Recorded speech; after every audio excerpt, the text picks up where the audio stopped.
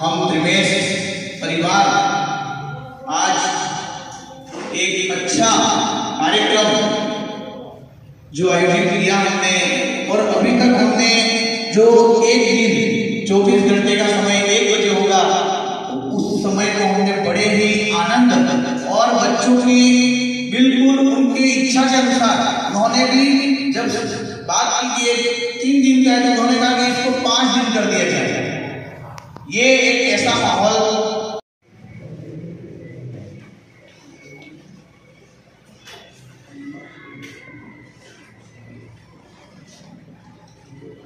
सभी आत्मीय परिजनों से करबद्ध प्रार्थना है, आंखें बंद करें और मां को याद करें। आया तू वरदे देवी त्रयक्षरे ब्रह्मवादिनी गायत्री छंदसामा ब्रह्मयोनिर्नमोस्तुते। अनुशासन के देवता, चराचर सृष्टि के रचयिता और ब्रह्म महाकाल को याद करते हैं।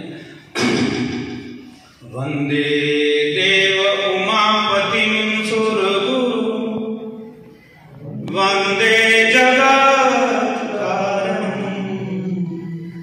वंदे मन्नरभूषणं मृगधरं वंदे पशूनां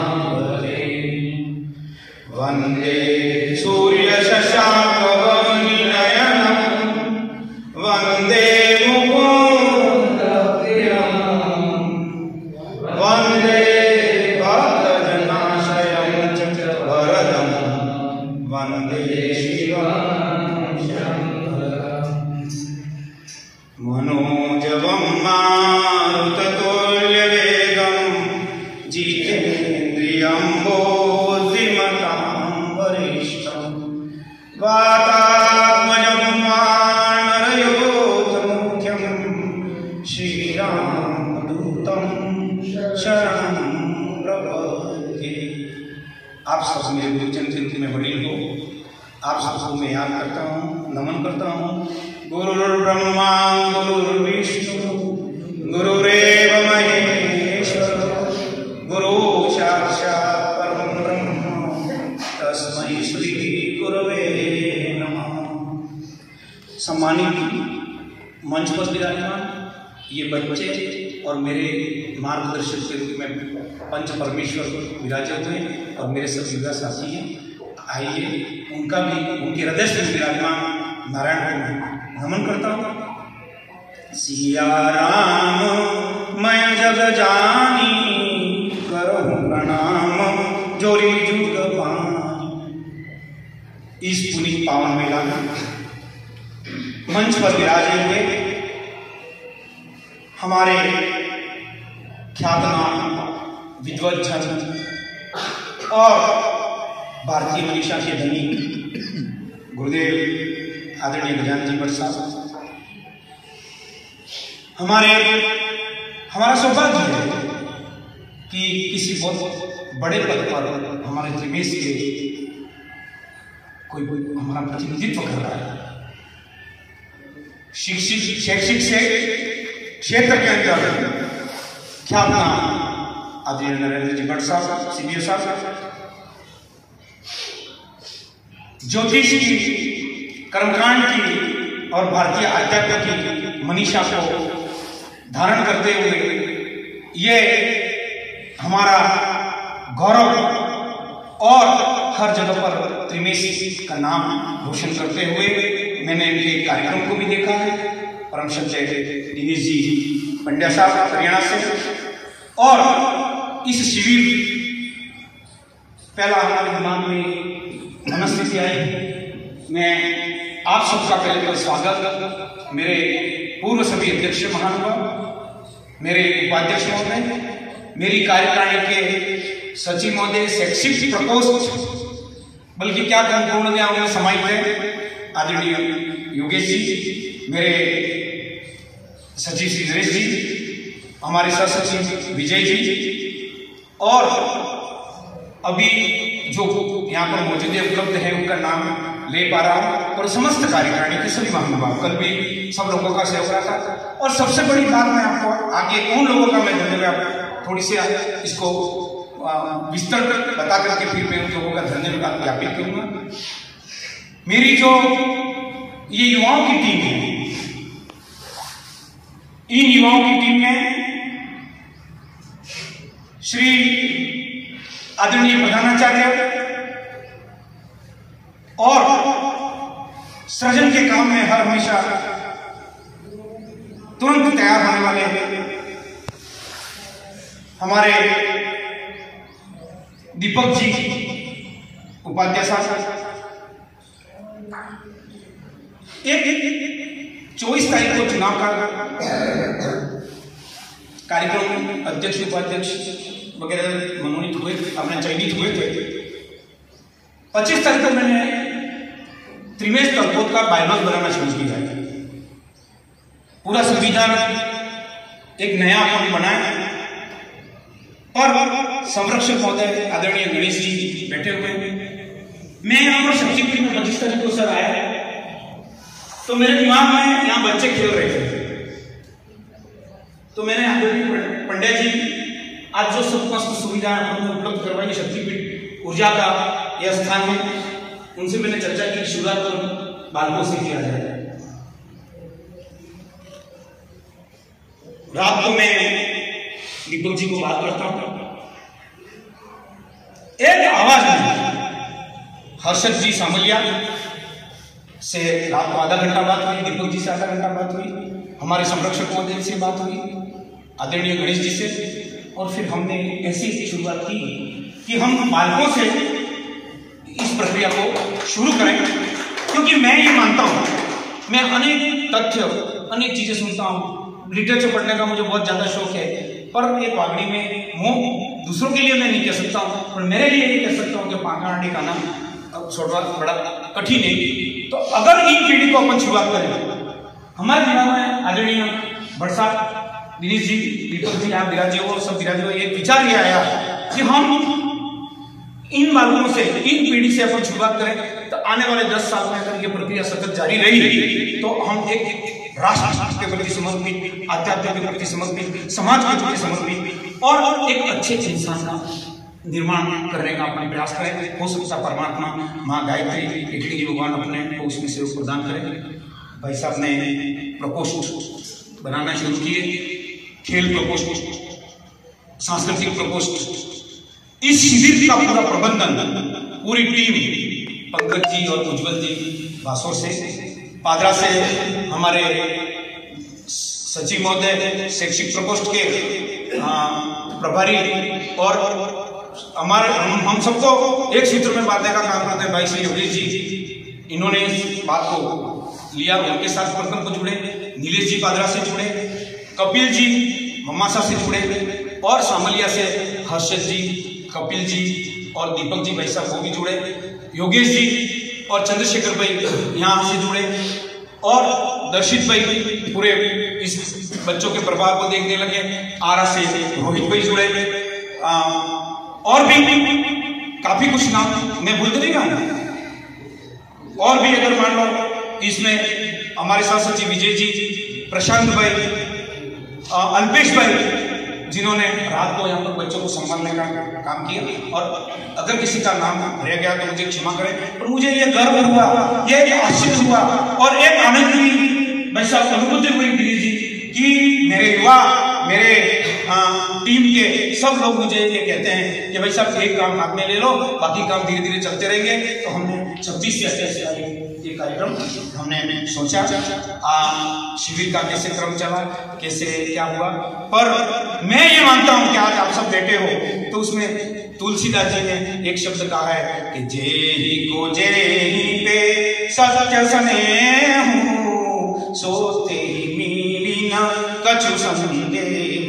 जिनको जिन पर सत्य स्नेह है वो हर हाल में उसको मिलता है। आज हमारे पास आप सब, हमारे अतिथि महोदय का और हमारे मार्गदर्शक मंडल महोदय का, संरक्षक मंडल महोदय का और मेरे बुजुर्ग जिनके को देख करके हमारी आत्मा प्रफुल्लित होती है, ऐसे सभी अध्यक्ष महानुभाव, पूर्व अध्यक्ष महानुभाव, मेरी कार्यकारिणी के सभी ऊर्जावान एनर्जेटिक सब पर्सनैलिटी को मैं नमन करता हूँ, आपका अभिवादन करता हूँ कि हमने पहला शिविर शुरू किया, उसकी शिविर संबंधित कैसे क्या किया, कितने बच्चों को किया, समस्त जानकारी आदरणीय शिविर प्रभारी दीपक जी भाई साहब सही है।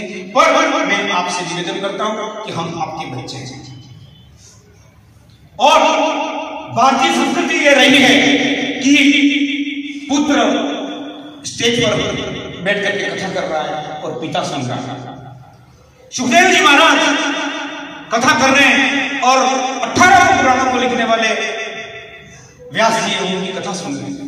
इसलिए मैं तो ये मानता हूं, आज भी ये मानता हूं कि ये सब बैठे हुए हैं, उनमें कोई न कोई सुखदेव होगा, कोई बड़ा इंजीनियर होगा, कोई बड़ा कलेक्टर होगा। आइए हम सब प्रकार की चीजों को भूल जाए, एक चीज का हम ध्यान करें, जंग करे तो ऐसे करें अरमान कोई बाकी न रहे, जंग करे तो ऐसे करें अरमान कोई बाकी न रहे। बस ख्याल इतना रहे, जब भी मिले तब नजरें झुकी रहे, जब भी मिले तब नजरें झुकी रहे। इस भावना से इन बच्चों से हम सीख रहे हैं। कल के शिविर में शाम को एक प्रश्न जी होती है, ख्यात नाम विद्वत जन हमारे पास पधारे हुए आदरणीय विश्वनाथ जी, कृपया मंच पर पधारे। अतिथि में आप भी हमारे अतिथि को ग्रहण करें।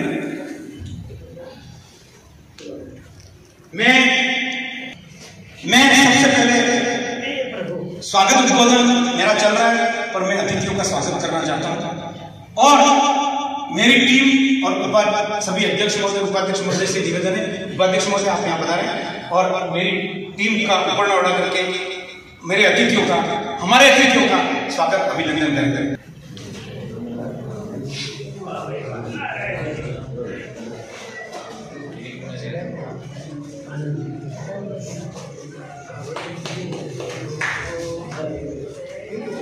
दीपक जी थोड़ा वैसा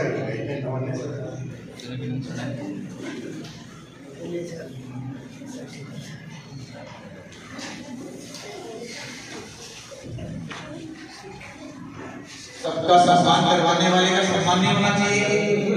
प्लीज चाहूंगा विजय भाई आप भी आए, भर्जी आप आए, बड़े भर्जी का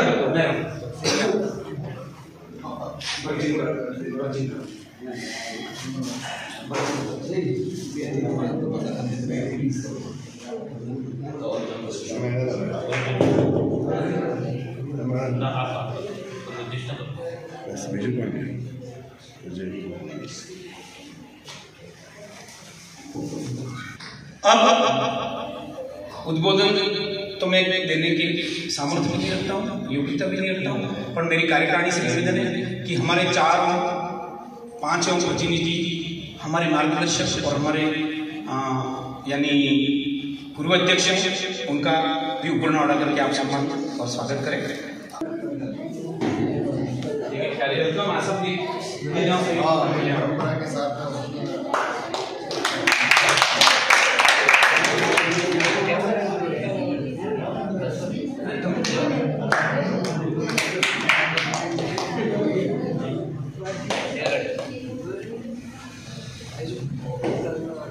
मंच से निवेदन कर रहा हूं कि हमने शुरुआत यहां से की है, आप सब लोगों के आशीष हमें प्राप्त होते रहे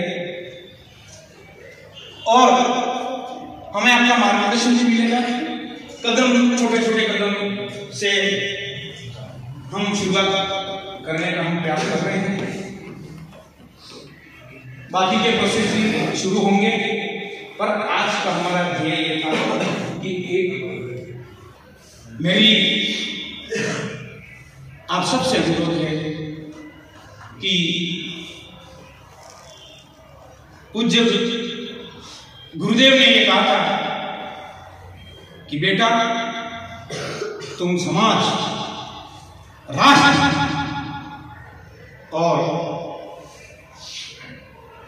व्यक्तित्व निर्माण के कार्य में आप लगोगे।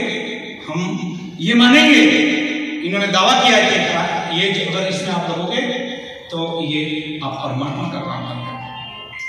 कि जब मेरा जन्म हुआ, मां के कोख से बाहर निकले और रोए, परमात्मा से बिछुड़ते समझे, और इस शरीर का नामकरण संस्कार में वासुदेव त्रिवेदी हुआ, हर व्यक्ति के साथ में। तो मुझे जीवन के ये मेरा 57वां साल चल रहा है, ये 57 साल केवल वासुदेव त्रिवेदी के शरीर के लिए जिया गया। 1992 के अंदर आदरणीय महाराज जी बैठे हुए जानते हैं, बड़ी विकट परिस्थितियों से संघर्ष करते हुए 1992 के अंदर मैं हरिद्वार गया था और वहां माता जी से प्रार्थना की थी कि सब अलग अलग चीजें मांगते हैं, मैं स्वार्थ से मांगता हूं कि मां मुझे व्यवस्थित कर दो। मां ने ये सुना और धीरे धीरे संघर्ष करते हुए आज आप सबके आशीर्वाद मिले।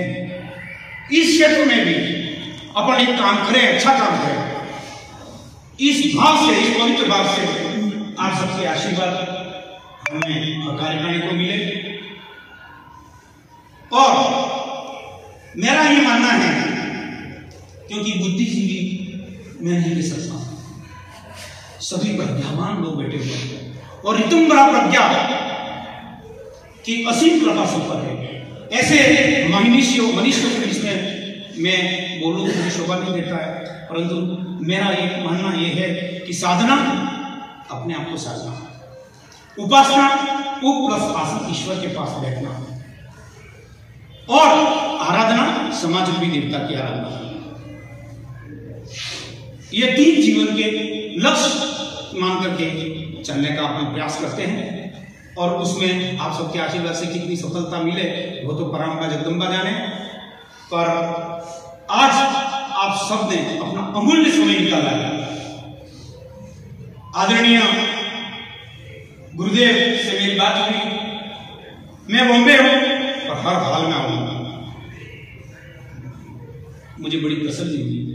दिनेश जी से बात हुई, उन्होंने कहा कि भाई साहब स्थिति क्या रहेगी, पर नहीं कह सकता हूं, पर परसों शाम को बाद में आ गया हूं।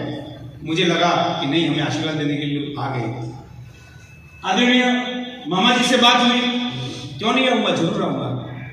सीबीओ साहब से बात हुई, बट साहब ने कहा कि थोड़ा व्यस्त प्रोग्राम में शेड्यूल क्या आऊंगा जरूर। और दीपक जी तो ये पूरी कमान संभाले हुए हैं।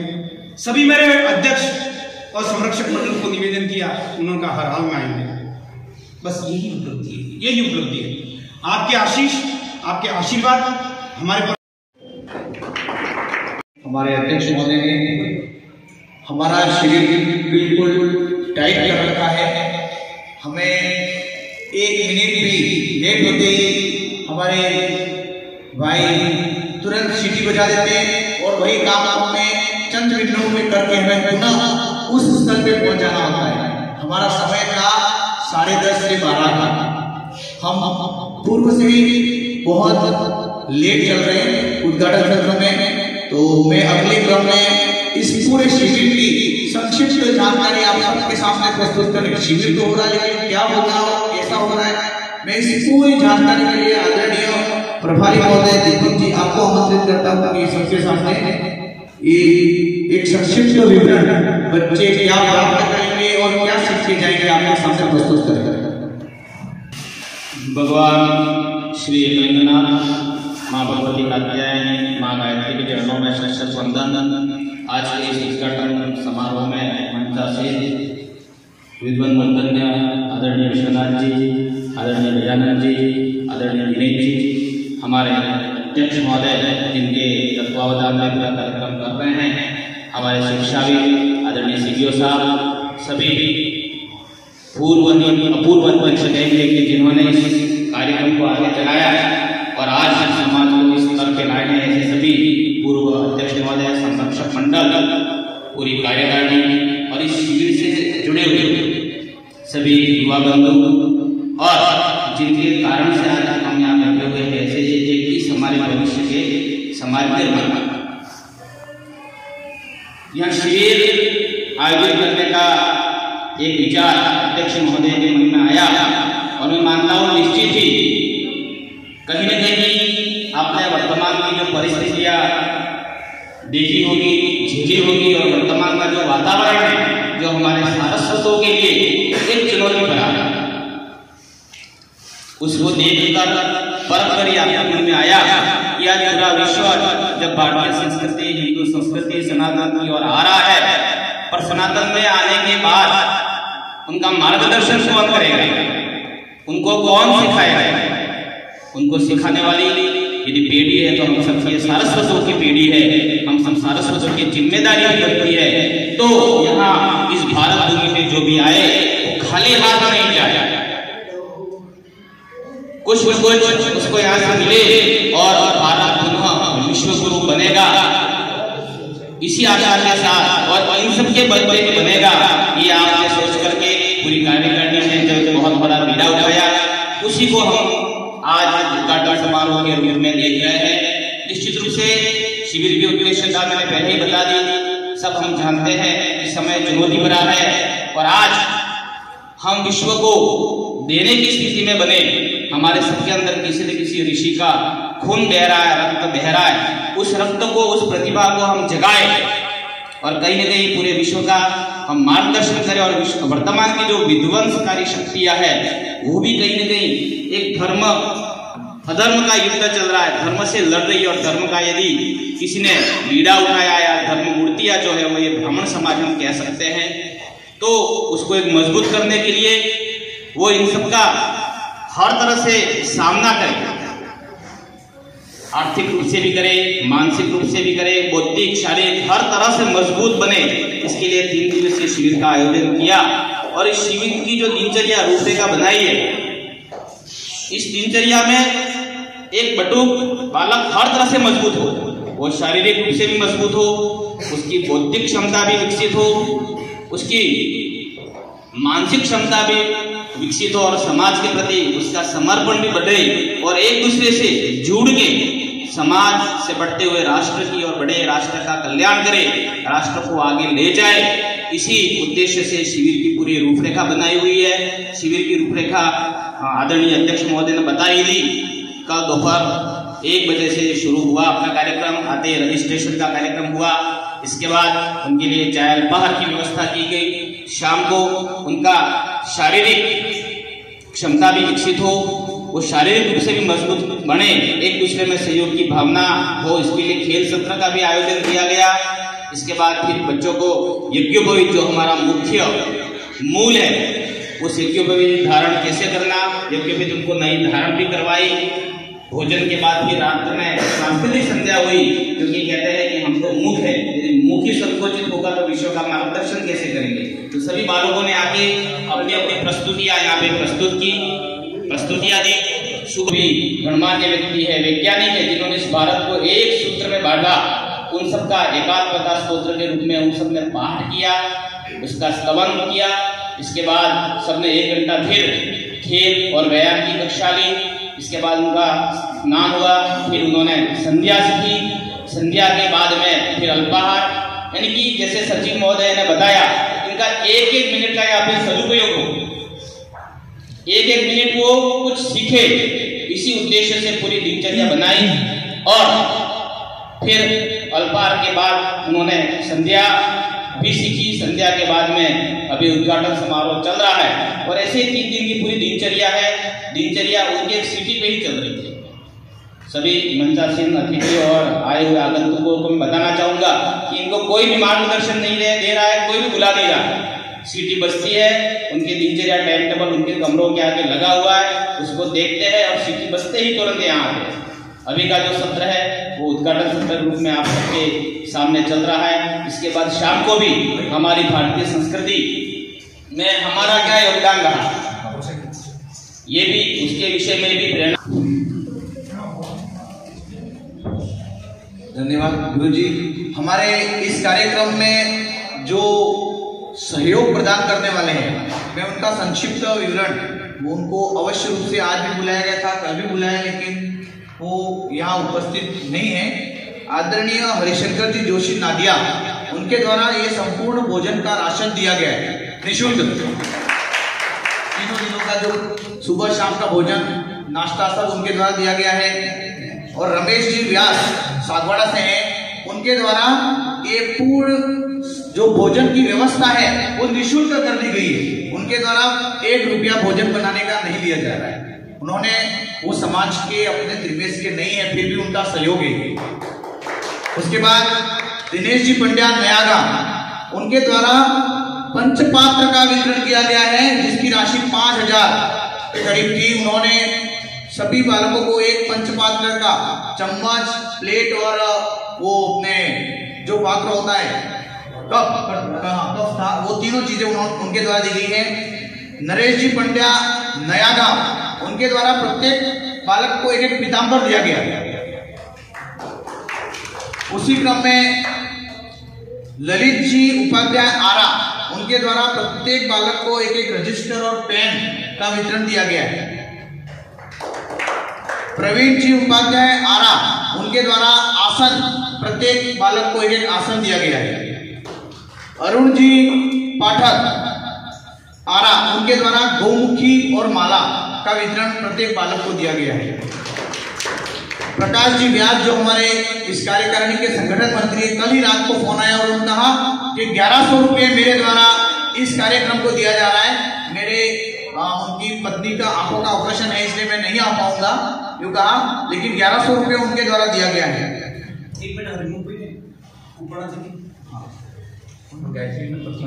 हरिमुख जी जोशी यहाँ पधारे हुए गायत्री परिवार से, आपका भी हार्दिक स्वागत, अभिनंदन। उपरना उड़ा करके उनका स्वागत। आदरणीय गुरु जी और हमारे सीडीओ सर, आप सब अतिथि।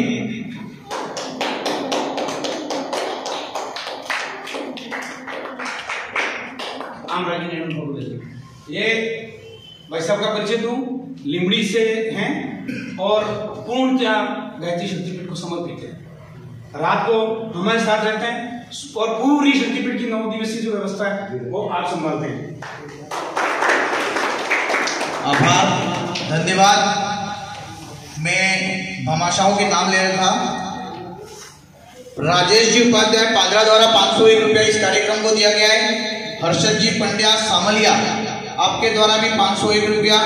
हर्षद जी पंड्या करियणा, आपके द्वारा भी 501 रुपया।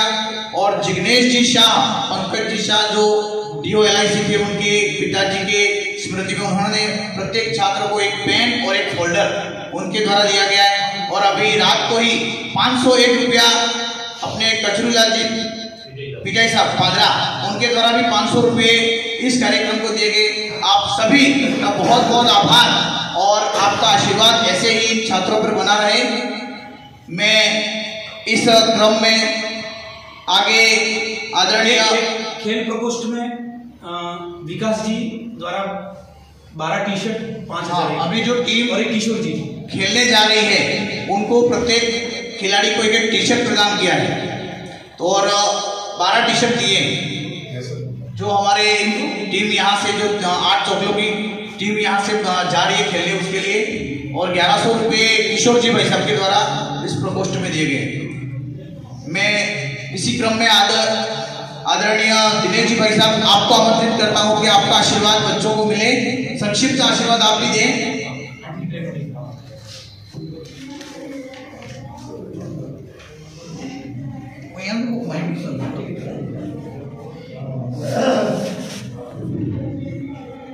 श्री गुरुवे नमः।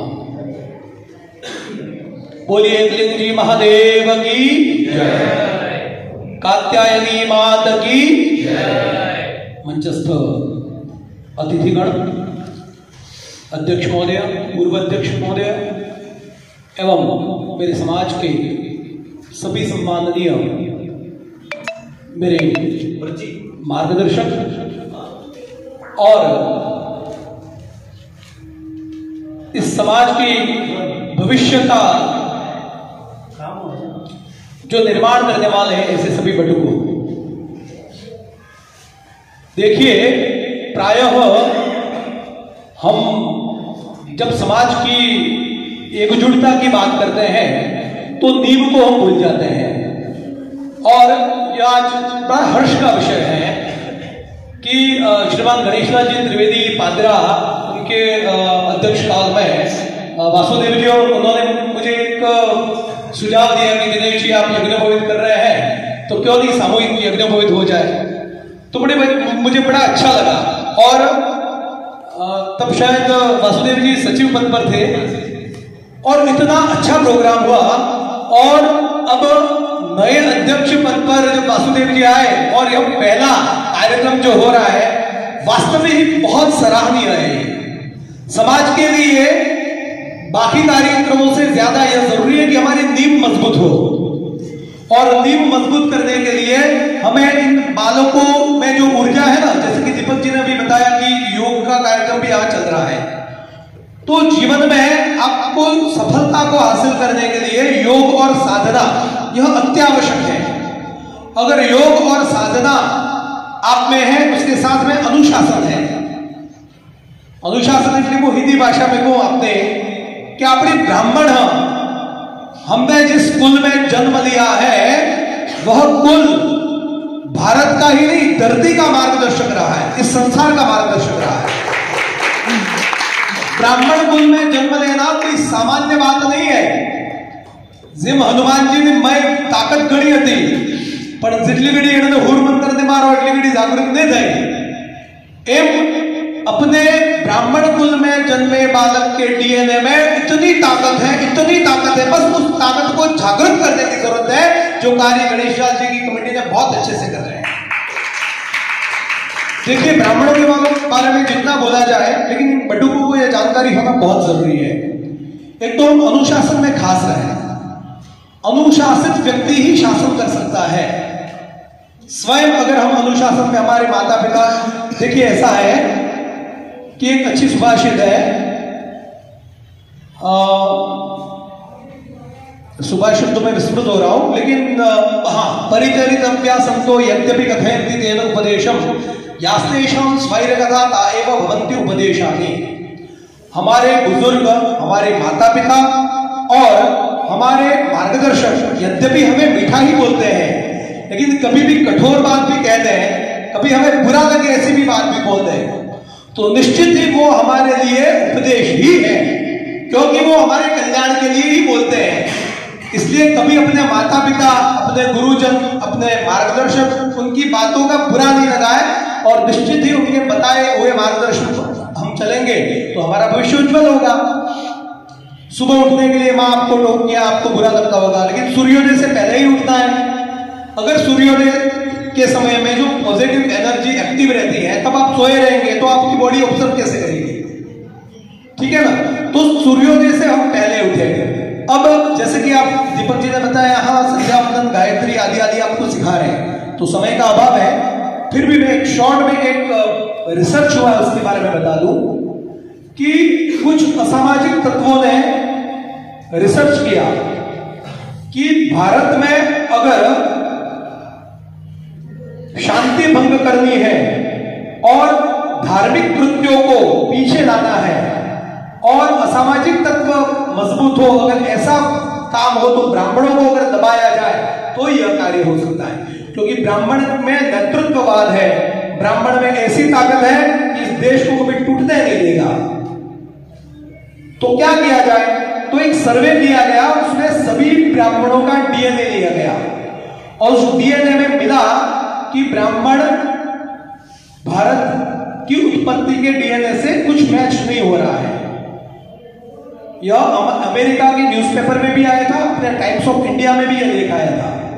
तो फिर क्या किया, हमारे ब्राह्मणों की एक कम्युनिटी है उसमें भी ये डीएनए टेस्ट करवाया, और इस डीएनए टेस्ट में मिला कि हिमालय के ऊपरी भाग में जो वृक्ष आदि है उससे डीएनए हमारा कुछ मैच हो रहा है, यानी हम लोग जो आए हुए वो स्वर्ग से आए हुए हैं। इसलिए ब्राह्मणम जंगमम तीर्थम त्रिषु लोकेषु गीयते, इन तीनों लोगों में कोई श्रेष्ठ तीर्थ है चलता फिरता तो ब्राह्मण है। अब सोचिए इतनी ताकत है हमें इतनी ताकत है कि मात्र गायत्री जाप करें, संध्या करें, हम माता पिता हमारे गुरुजनों की आज्ञा का पालन करें और नियमित हमारे ब्राह्मणत्व को हम नहीं छोड़ें। देखिए हम किसी भी फील्ड, हम डॉक्टर बने, इंजीनियर बने, वकील बने, कोई दिक्कत नहीं है, लेकिन हम हमारे ब्राह्मणत्व को नहीं छोड़ें। हम नित्य संध्या वंदन करें, हम नित्य अर्घ्य दें, हमारे माता पिता गुरुजनों के चरण स्पर्श करें और विनम्रता पूर्वक, ज्ञान जो होता है ना हमारे पास, उसको अहंकार से नहीं दिखाया जा सकता है।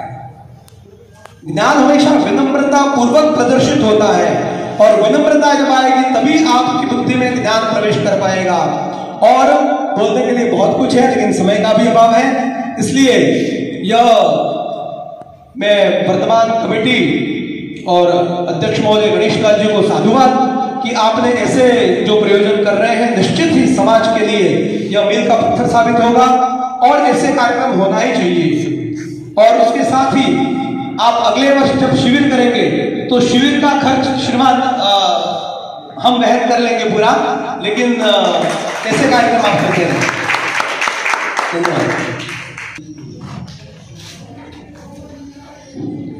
बहुत बहुत आभार कि आपके द्वारा ये कहा गया कि ऐसे कार्यक्रम आयोजित हो, उसका भार हम वहन कर लेंगे।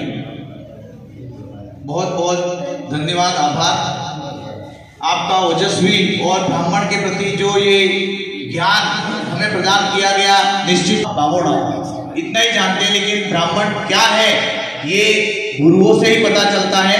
मैं इसी क्रम में हमारे बीच शिक्षाविद, हमारे क्षेत्र के सीबीओ सर आदरणीय भट्ट सर को आमंत्रित करता हूं कि आप भी अपना आशीर्वाद प्रदान करें। आदरणीय सर।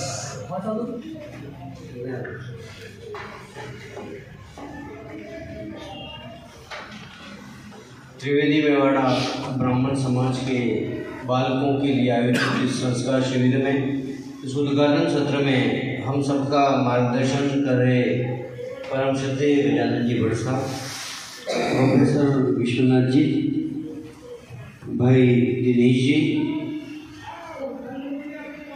त्रिमेश तर्पोज चोखला के वर्तमान अध्यक्ष वासुदेव जी, उपाध्यक्ष भाई भरत जी, और इस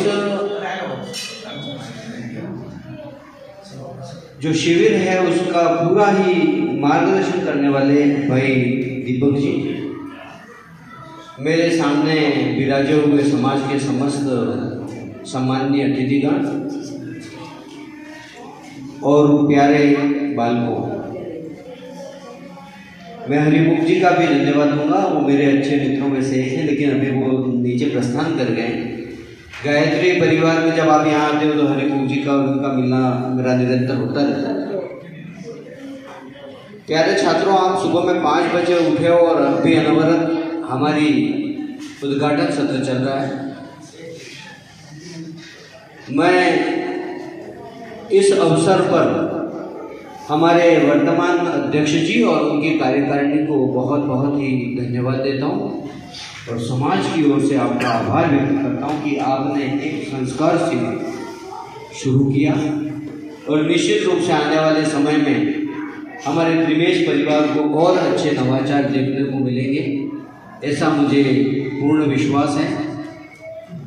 प्यारे छात्रों, मुझे ये पता नहीं कि सदन में कोई मौजूद था या नहीं उस समय, लेकिन लास्ट ईयर भी वासुदेव जी एक संस्कार शिविर यहाँ आयोजित हुआ था और मैं जानता हूँ उसमें ओदिच श्रीगोड़ ब्राह्मण समाज के बच्चे ज़्यादा थे। भाई दीपक में संभाषण बच्चे बोल रहे थे और सब बच्चों के मम्मी और पापा हो। वो सत्र हमारा समापन का था, उसमें मुझे अतिथि बनने का सौभाग्य प्राप्त हुआ था। तो प्यारे छात्रों, यह बहुत ही अच्छी चीज़ है। और एक बात के लिए मैं वो दीपक जी सामलिया या आदिपुर जी का धन्यवाद दूंगा कि आपने सबसे बेस्ट जो सत्य, हम सभी परशुराम की जय तो बोलते हैं लेकिन उसके मार्ग पर नहीं चलते। शास्त्र तो आप पढ़ोगे लेकिन शस्त्र भी बहुत जरूरी है। तो कल शाम का जो सत्र मैंने खेल का देखा, मुझे बहुत ही खुशी हुई। शारीरिक पुष्टता के बिना बौद्धिक पुष्टता कभी नहीं आती है और ब्राह्मण के लिए तेजस्वी, ओजस्वी और शक्तिशाली होना बहुत जरूरी है। हमारे आराध्य भगवान परशुराम का ध्यान करो, हर रोज मैदान में जाओ, कुछ भी खेलो, लेकिन खेलना बहुत जरूरी है। शरीर पुष्ट रहेगा, शरीर मजबूत रहेगा तो मानसिक रूप से हम स्वस्थ रहेंगे और आने वाली हर नशे की प्रवृत्ति से दूर और खेलों की ओर आना। आपने 2 दिन से राजस्थान पत्रिका पढ़ी होगी, उसमें स्पष्ट लिखा हुआ है कि मोबाइल बच्चों का सत्यानाश कर रहे हैं। तो मोबाइल व्रत करें, मोबाइल से दूर रहें बेटा। यह व्रत लेकर यहाँ से जाएंगे, जितना कम मोबाइल आप देखोगे टाइम कम स्पॉइल होगा और उतना ही हम हमारे परिवार शास्त्र इसको ज़्यादा आप ध्यान में लाएं।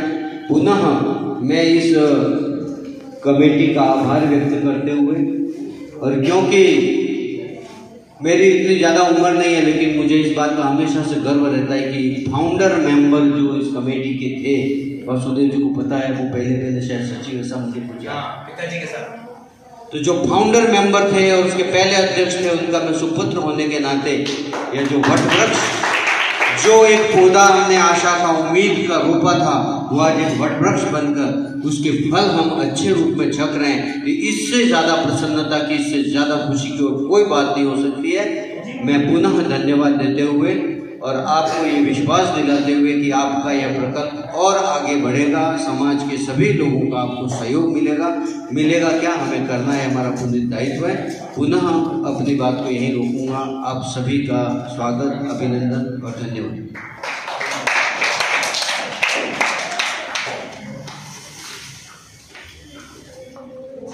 बहुत बहुत आभार, धन्यवाद। इसलिए कहते हैं कि किस्मत से फैसले नहीं बदलते, लेकिन फैसले लेने से एक दिन किस्मत अवश्य बदल जाती है। हमें ज्ञान भी चाहिए, शिक्षा भी चाहिए, इसलिए हमारा मंच ऐसा सजा हुआ है कि जहाँ ज्ञानी भी बैठे हैं और शिक्षाविद भी बैठे हैं और पराक्रमी भी बैठे हैं। तो हर चीज का हम ब्राह्मण को आवश्यकता है।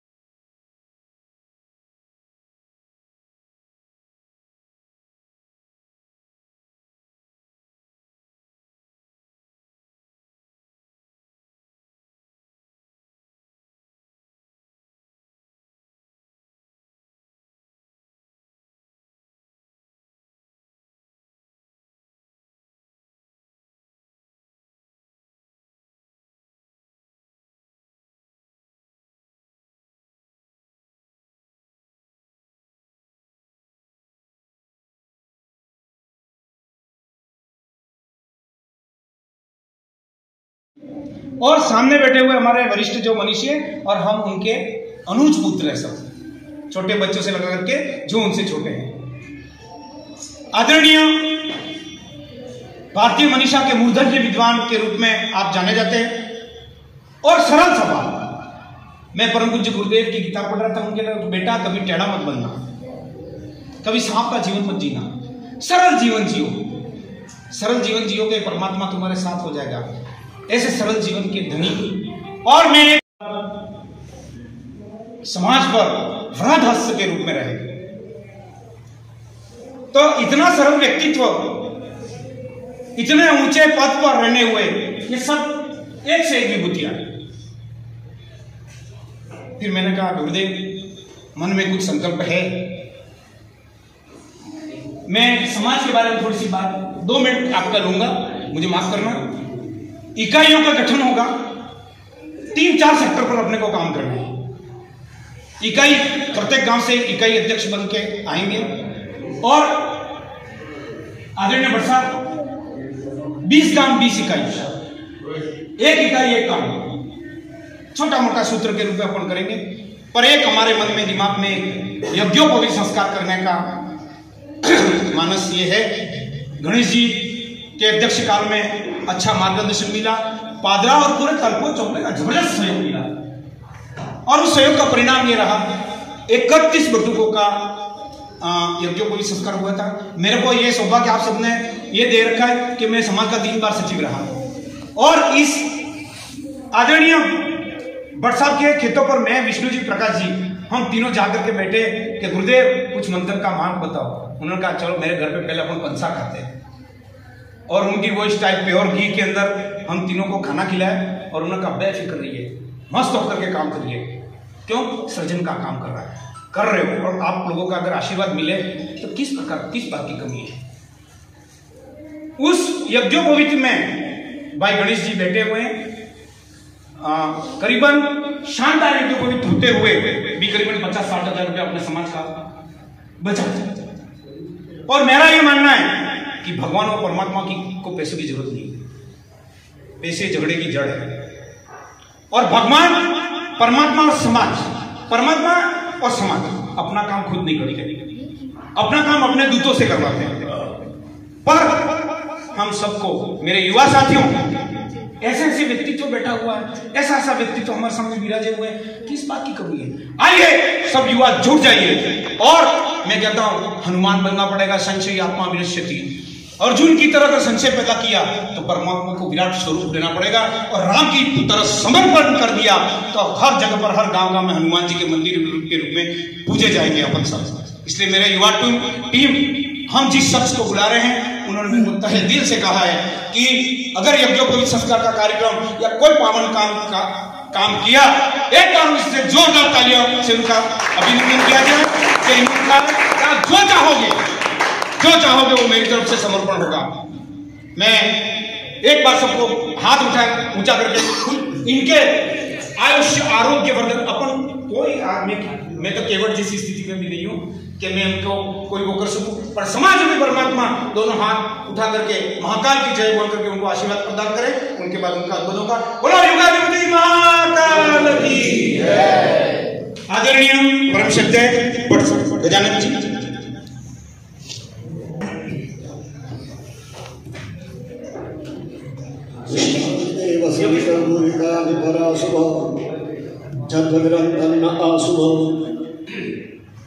विनायकं गुरुं भावं ब्रह्म विष्णु महेश्वरं सरस्वती प्रणम्यादौ सर्वकार्यार्थसिद्धये। गुरुर्ब्रह्मा गुरुर्विष्णु गुरुर्देवो महेश्वरः गुरुः साक्षात् परब्रह्म तस्मै श्री गुरवे नमः। शारदा शारदाम्बोजो वदना वदनाम्बुजे सर्वदा सर्वदास्माकं सन्निधिं क्रियात्। नारायणं नमस्कृत्य नरं चैव नरोत्तमं देवीं सरस्वतीं व्यासं ततो जयमुदीरयेत्। नवाचारयुक्त बाल सेवा संस्कार शिविर केंद्र में मंचस्थ परमादरणीय भट्ट साहब शिक्षाविद है, बहुत बड़े उनका नाम है शिक्षा क्षेत्र में। परमादरणीय विश्वनाथ जी जोशी साहब, वो भी हमारे समाज के मुंबई में प्रोफेसर रहे हुए हैं, शिक्षा में उनका भी बहुत बड़ा योगदान रहा है। और मुंबई में उन्होंने हमारे ब्राह्मणत्व के बारे में कर्मकांड क्षेत्र में भी उनका एक बहुत बड़ा अच्छा नाम है। परम श्रद्धेय भाई श्री धीरेज जी, वो भी एक कर्मकांड में उभरते हुए बहुत युवा ज्योतिष और कर्मकांड विषय में पारंगत विद्वान हैं। और युवा पीढ़ी के आदर्श हमारे दीपक जी उपाध्याय, वो भी एक माने हुए इस क्षेत्र में जिन्होंने शिक्षा क्षेत्र में अच्छी सफलता प्राप्त हुई है।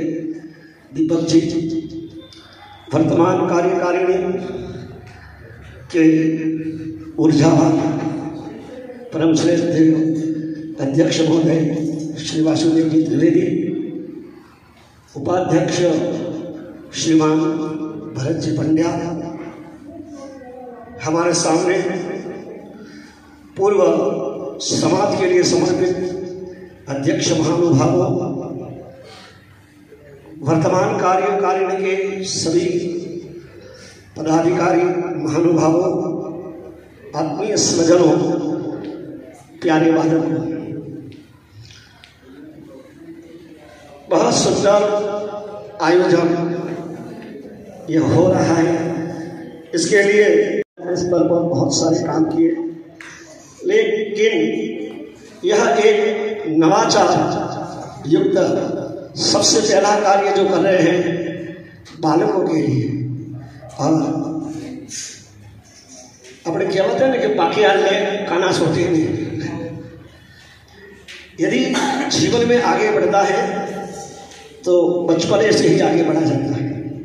बहुत सारी हमारी पुराणों की कथाएं भी हैं। यह सुंदर आयोजन हो रहा है।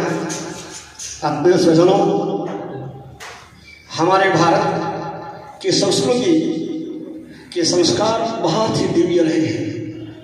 हम जानते हैं कि बिना संस्कार से मनुष्य जीवन पशु तुल्य है।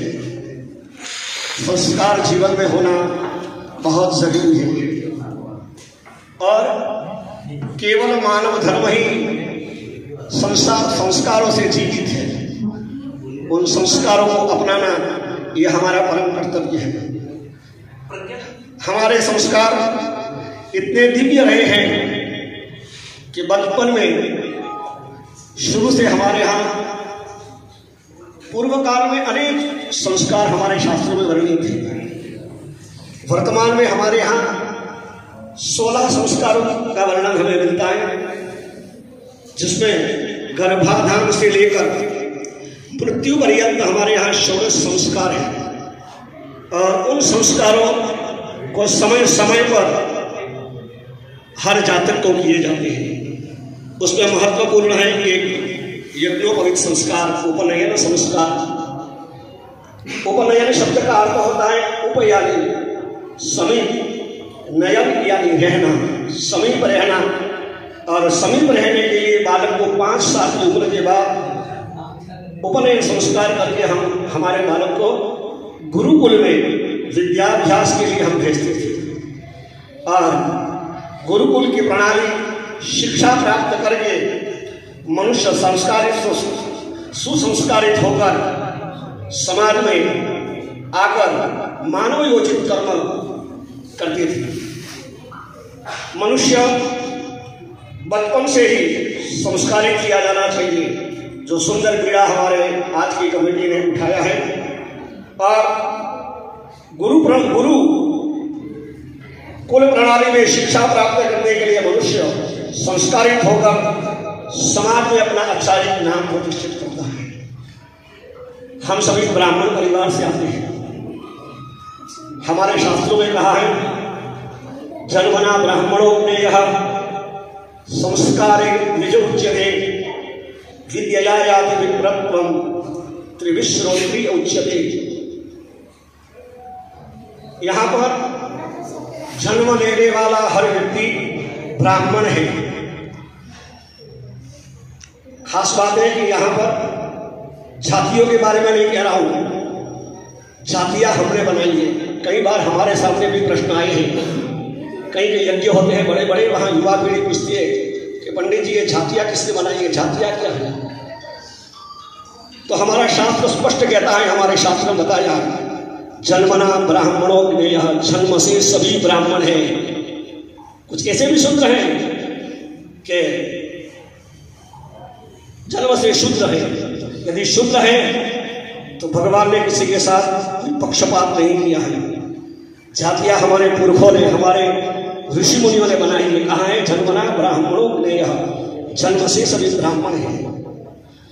और आगे कहा संस्कारित द्विज उच्यते, उस मनुष्य को संस्कारित करना हमारी परंपरा बनी हुई है और उसे संस्कार दिए जाते हैं। संस्कार यानी एक क्रिया, उसका एक आकार दिया जाता है। कोरा कागज है लेकिन इसके ऊपर लिखने के लिए हमें कुछ न कुछ लिखना पड़ता है। इसी प्रकार मनुष्य जन्म लेकर के आता है तो एक कोरा कागज होता है, उस मनुष्य को संस्कारित किया जाता है।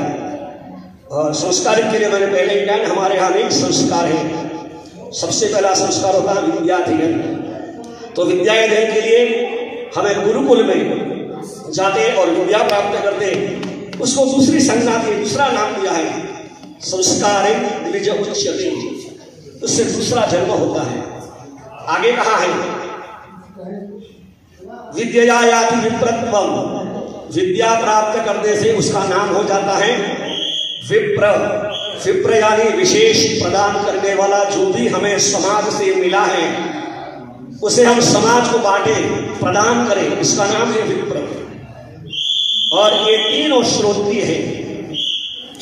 संस्कारित होकर समाज में हम संस्कार बांटते हैं और संस्कार से ही पता पड़ता है कि ब्राह्मण है। एक हमारे ऋषि मुनियों ने व्यवस्था बनाई है और व्यवस्था के लिए हमारे यहाँ वर्ण व्यवस्था है। वर्ण व्यवस्था में कहा है ब्राह्मण क्षत्रिय वैश्य शूद्र, लेकिन है चारों एक ही बात के चार बेटे। उस चारों बेटों में से पहला बेटा जो था वह पढ़ने में बहुत होशियार था। हमारे उस समय के मनुष्यों ने उसे एक संज्ञा की, एक नाम दिया कि भाई तू ब्राह्मण है, तुम्हें पढ़ना है और सबको पढ़ाना है। ये एक ही बाप की बेटे। क्षत्रिय है, दूसरा पहलवान था, उसे कहा तुम सबकी रक्षा करो। दूसरा व्यापारी, तीसरा जो था व्यापारी था, कृषि पालन करना, गायों की सेवा करना, छोटा मोटा व्यापार करने में प्रवीण था। उसे एक नाम दिया, आप वैश्य हैं, आप व्यापार करिए। चौथा जो था एक कमजोर था और उस कमजोर को जो है एक उपमा, एक नाम दिया है शूद्र। लेकिन है चारों भाई एक, इसलिए यहाँ कहा है कि त्रिविश्रोत्रिय उच्चते। और ब्राह्मण का परम धर्म है पढ़ना और पढ़ाना। ब्राह्मण भाई, हमारे कर्मकांड के विद्वान और यहाँ पर कर्मकांड के विद्वान बैठे हुए हैं। ब्राह्मण के बारे में विस्तृत से हमारा सूत्र है। ब्राह्मण कौन? व्रत जप तप नियम स्वाध्याय क्रतुदया दमदानो। ब्राह्मण में इतने लक्षण होने चाहिए और ये लक्षण ब्राह्मण में है तो ही वह ब्राह्मण के लिए का अधिकारी है। ब्राह्मण व्रतनिष्ठ हो, ब्राह्मण अपनी परंपरा को बनाए रखने में सहयोग करे। और इसलिए तो ब्राह्मण जो है वो देवतुल्य कहा है। ब्राह्मण सबसे बेटा है बड़ा भगवान का। और कहा है कि देवाधीनम जगत सर्वम मंत्राधीनाश्च देवताः ते मंत्रा ब्राह्मणाधीना तस्मात् ब्राह्मण देवताः। कि यह सृष्टि जो बनी है उस सृष्टि को बनाने वाला कोई ईश्वर है जिसे हम अदृश्य देख नहीं सकते हैं। सृष्टि को चलाने वाला कोई और शक्ति है दैवी। सृष्टि को लय करने वाली एक शक्ति है जिसे हम अलग अलग नाम से जानते हैं, देव कहो, भगवान कहो, जो भी नाम से कहो। लेकिन सृष्टि चल रही है, उस सृष्टि को चलाने के लिए दैवी शक्ति की आवश्यकता होती है और दैवी शक्ति चलती है। मंत्राधीनाश्च देवताः, ये शक्ति जो है वो मंत्र के अधीन है। और ते मंत्रा ब्राह्मणाधीना कहा है कि वो मंत्र जो है ब्राह्मण के अधीन है। इसलिए हमारे शास्त्र में कहते हैं तस्मात् ब्राह्मण देवता, ये ब्राह्मण जो है वो देवतुल्य है। हम ब्राह्मण हैं और ब्राह्मण बनने के लिए हमारी एक कमेटी ने जो है सबसे पहला अच्छा ये निर्णय लिया कि बचपन से बालकों को संस्कारित किए जाए और मनुष्य जन्म से लेकर मृत्यु पर्यंत जिन जिन वस्तुओं को एवं व्यक्तियों के संपर्क में आता है और जो जो मनुष्य जीवन में क्रिया करता है उन सबको हमारे क्रांतिकारी ऋषि मुनियों ने बड़े वैज्ञानिक ढंग से सुनियोजित, मर्यादित एवं सुसंस्कृत किया है, जिसे आज हम अपना रहे हैं। जीवन में संस्कार हो तो ही हमारी कीमत है। भले ब्राह्मण कुल में, ब्राह्मण के घर में, ब्राह्मण के परिवार में जन्म ले लिया, लेकिन यदि हमारे जीवन में संस्कार नहीं है तो वो ब्राह्मण नहीं है, ब्राह्मण देवता है। और उसके लिए हमें तप करना चाहिए। ब्राह्मण के लिए कहा है कि ब्राह्मण वह है, ब्राह्मण के लिए हमारे शास्त्रों में षटकर्म का वर्णन बताया है। हर ब्राह्मण को नित्य षटकर्म करने चाहिए। स्नानम, ध्यानम, तपोदानम, स्वाध्यायम, पितृर्जनम। हर ब्राह्मण बालक को सुबह जल्दी उठना चाहिए। अभी अभी हमारे मणिला जी ने कहा नहीं, आदरणीय भट्ट साहब ने भी कहा कि बच्चे को संस्कार बालकों से दिए जाते हैं। प्यारे बालकों, ये निर्णय लेना है कि हम ब्राह्मण परिवार से हैं, लेकिन ब्राह्मण को बने इसलिए सबसे पहले हमें सुबह उठना है, रात को जल्दी सो जाना है, सुबह उठना है। और यहाँ के हमारे जो विद्वान हैं, बहुत सारे अच्छे अच्छे विद्वान हैं हमारे यहाँ। दीपक जी हैं और भाई योगेश जी हैं, रोहित जी हैं, बहुत अच्छे अच्छे विद्वान हैं जिन्होंने अच्छी शिक्षा प्राप्त की है संस्कृत क्षेत्र से। और जो हमें ये 3 दिन के अंदर जो हमें बताते हैं उसे हमें जीवन में उतारना है, और जीवन में उतारेंगे तो ही हमारे यहाँ आने हमारा सार्थक होगा। इसलिए ब्राह्मणों को सबसे पहले तो बताया है कि ब्राह्मण, कोई भी ब्राह्मण बालक स्नान रहित न हो। हर ब्राह्मण को स्नान करना चाहिए, लेकिन स्नान भी कब? सूर्योदय से पहले। ऐसा नहीं है कि रात लेट से सो जाओ और सुबह लेट उठो। हो सके इतना रात को जल्दी से सो जाना है और सुबह जल्दी उठना है। हमारे लिए कहाँ है? ब्रह्म मुहूर्त में उठो। और ब्रह्म मुहूर्त का समय होता है सुबह सूर्योदय से 1.5 घंटे पहले, यानी 5 बजे उठना है और उठ करके स्नान करना है। स्नान के बाद दूसरा कर्म है जिसका नाम है स्नानम ध्यानम। ध्यान करना है। जिस परमात्मा ने ये सृष्टि बनाई है, जिस परमात्मा के साथ हम जुड़े हुए हैं, उस परमात्मा के बारे में चिंतन करना। हमारे यहाँ बहुत उपाय है। ब्राह्मणों के लिए संध्या है, ब्राह्मणों के लिए जप बताए हैं। ईश्वर के प्रति ब्राह्मण को कृतज्ञता व्यक्त करनी है और कृतज्ञता ही मानवता है। स्वाध्याय, रोज ब्राह्मणों को स्वाध्याय करना चाहिए। स्वाध्याय यानी स्वस्य अध्ययनम, स्वाध्यायनम, स्व का निरीक्षण। हमें अपने खुद का निरीक्षण करना है। हमारे शास्त्र बताते हैं कि नित्य रोज स्वाध्याय करो। और स्वाध्याय के लिए हमारे ऋषि मुनियों ने बताया है, जो हमारे ऋषि मुनियों ने जो ग्रंथ लिखे हैं, जो हमारे वेद हैं, पुराण हैं, उपनिषद हैं आदि, इन ग्रंथों का अध्ययन करना, जिसे हम ब्रह्म यज्ञ भी कहते हैं। और उस ऋषि परंपरा को बनाए रखने के लिए नित्य हम स्वाध्याय करें, स्व का निरीक्षण करें। हम दूसरे का दोष नहीं देखें, हमारे भीतर जो दोष है, इन दोषों को देखना है। और उसके लिए मंत्र, जप, व्रत, अनुष्ठान आदि हर ब्राह्मण बालक को करने चाहिए। कहा है तर्पण ब्राह्मण का अंग है। षटकर्म में ब्राह्मणों के जो षटकर्म है उसमें पहला है स्नान, ध्यान, स्वाध्याय और चौथा है तर्पण। तर्पण शब्द का सीधा साधा अर्थ होता है तृप्ति, और तृप्ति होती है जल से। और इसलिए हमारे बड़े बुजुर्गों ने नियम बनाया कि घर पे कोई भी मेहमान आए तो सबसे पहले हम क्या देते हैं? पानी। जलम जीवनम, जीवन हमारा जल से चलता है तो जल देना चाहिए। और हर व्यक्ति जन्म लेते ही देवताओं का ऋणी है, मनुष्य का ऋणी है, ऋषियों का ऋणी है, अपने पितरों का ऋणी है।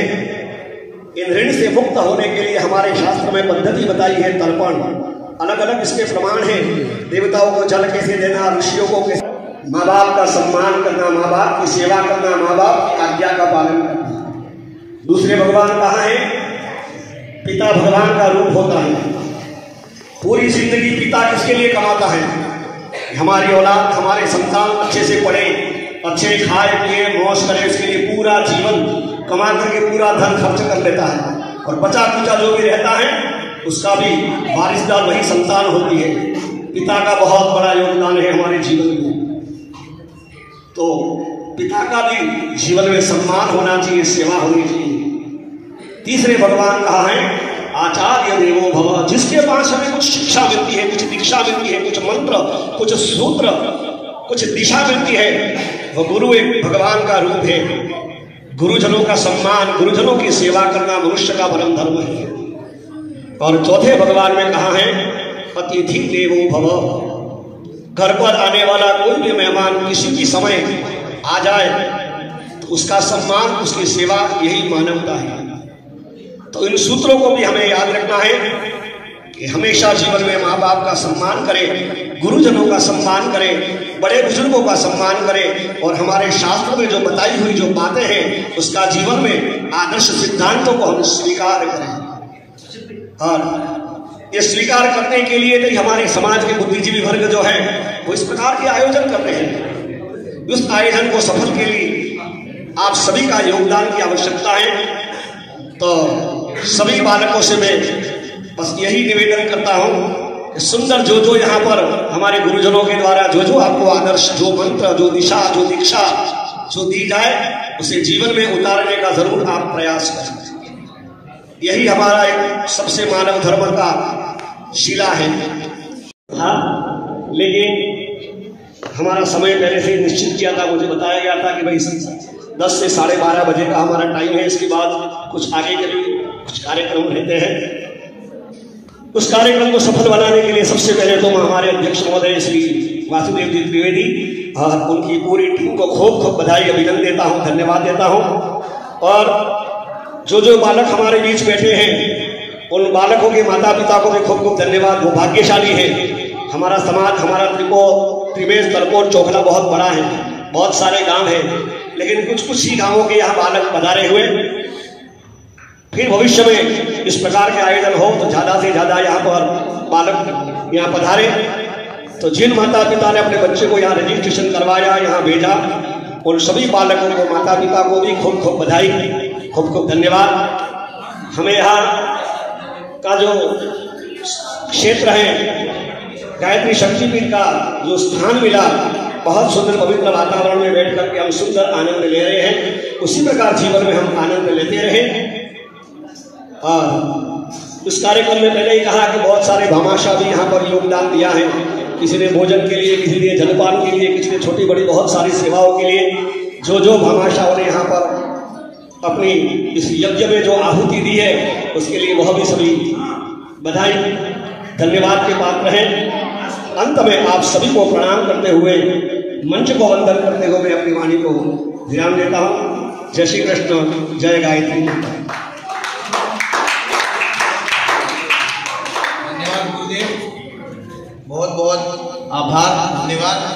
आप सभी जो हमारे अतिथिगण हैं, पूर्व अध्यक्ष महोदय, संरक्षक मंडल, जो भी आप पधारे हैं आज, उनका हमारा तहे दिल से कल समापन समारोह है, उसमें भी आपका हार्दिक स्वागत और अभिनंदन है और अवश्य पधारें।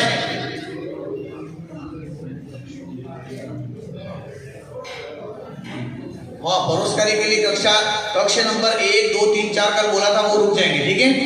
मैं आभार के लिए आदरणीय भाई योगेश भाई को आमंत्रित करता हूँ कि आभार व्यक्त करें।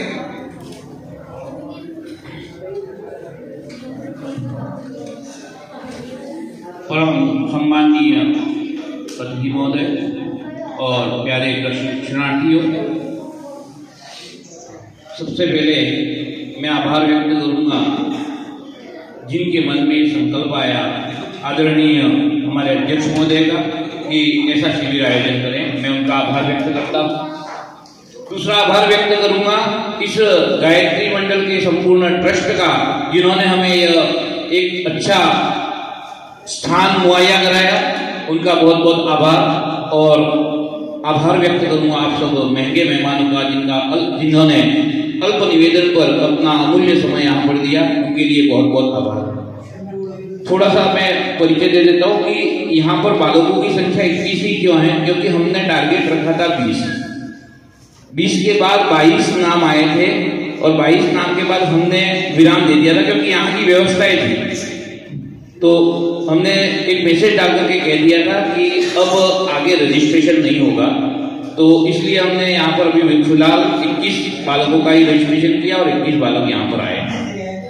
दूसरी बात कि जैसे आज आप मेहमान के रूप में आए हैं, आज आप यहाँ से जैसे ही नीचे जाते हैं तो आपको भोजन करना है, और कल 1 बजे का जो समय है उसमें भी आपको पधारना है। और विशेष महोदय ने एक मुझे निवेदन किया है कि अपने जन्मदिन या कोई भी शुभ प्रसंग अपने परिवार में होता है तो उस समय आप कम से कम आपकी मंशा अनुसार 100 रुपये से लगाकर कहीं जो आप चाहो उतना अपने समाज को दान करें। इसमें 4 भामाशाहों ने अपना दान किया है, भरत जी हमारे उपाध्यक्ष ने इसकी शुरुआत की है, तो ऐसा आपसे भी निवेदन रहेगा सबसे कि अपने समाज में ये जो मुहिम चलाई है उसको आगे बढ़ाने में आप अनवरत प्रयासरत रहेंगे। और जनवरी माह में एक रीट परीक्षा मार्गदर्शन शिविर का आयोजन करना है आदरणीय शिविर साहब के नेतृत्व में। तो आप सबसे हम ये चाहते हैं कि उसमें आप हमें पूर्ण सहयोग करें।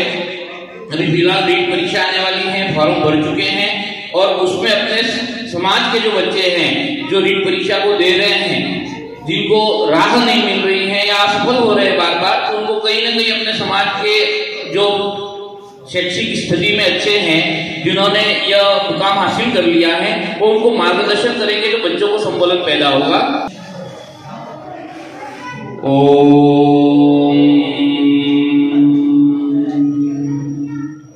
सहना भवतु सहनौ भुनक्तु सह वीर्यं करवावहै तेजस्विना